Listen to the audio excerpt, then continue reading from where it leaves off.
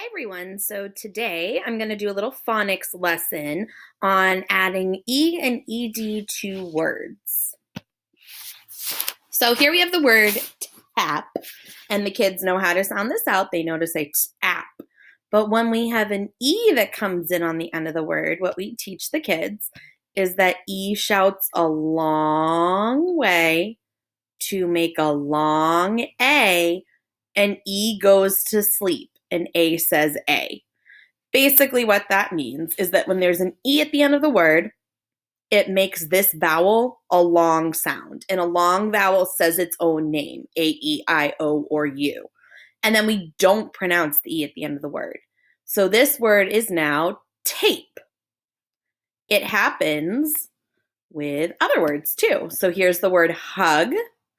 If we put an E in at the end and we followed our rule, an E shouts to you and makes you long. This is a symbol for long, so it says its name. And E goes to sleep. We now have huge, huge. Same thing for the word pin. We add an E to the end. Follow our rule.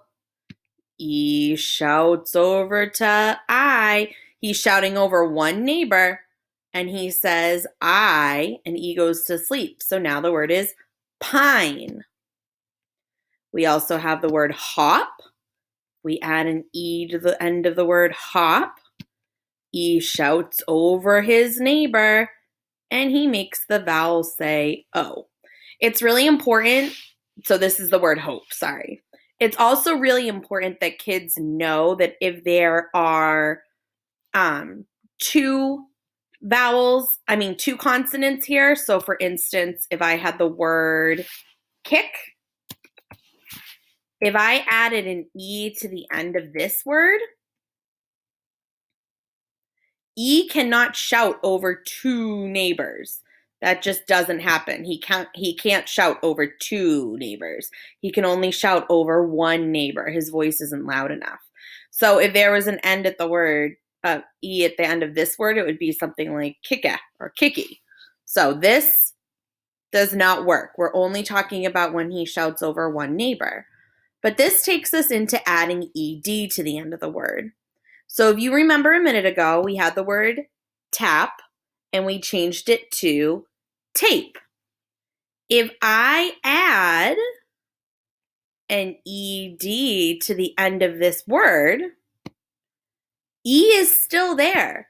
So E is still going to shout to the A. So I have the word taped, like he taped up his artwork on the board. But look what happens here. If I add ED to the end of this word, I get the word, because E still shouts to his neighbor, I get the word huged. Huged? That doesn't make sense. If E can still shout over a neighbor and make this vowel long, what we have to do is double the consonant. We double the letter before the E. Because if you remember, E can't shout over two neighbors. So now I have the word hugged. That's better. E can't shout over two neighbors, so I just say the word and add my ED ending. Let's try another. Here's the word jog. If I just added my ED, E would shout over his neighbor and make jogged into jogged. I don't want jogged. So if I added another G, now E can't shout over two neighbors, so I get the word jog and I add my ED ending. Jogged. Let's try another one. Skip. If I just added ED, E's gonna shout over this neighbor and make a long I. And I'd have the word Skyped. That's not what I'm looking to do. I wanted the word skipped. So I look for the letter right before ED and I double it. And now I have the word skipped. Skipped. If a word already has two consonants that E can't shout over, your job is so easy. See? E can't shout over two neighbors. He can't do that.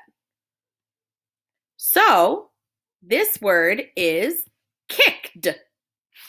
And we also know that ed at the end of the word can say the t sound or the d sound, or sometimes it even says ed.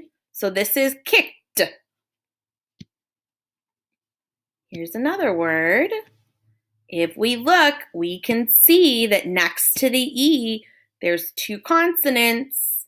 So I don't need to double any letters. I can just say wished. Wished. That's the end of this lesson for today. I hope you learned something new. And if you have any questions, please be sure to message me. Have a good day. Bye.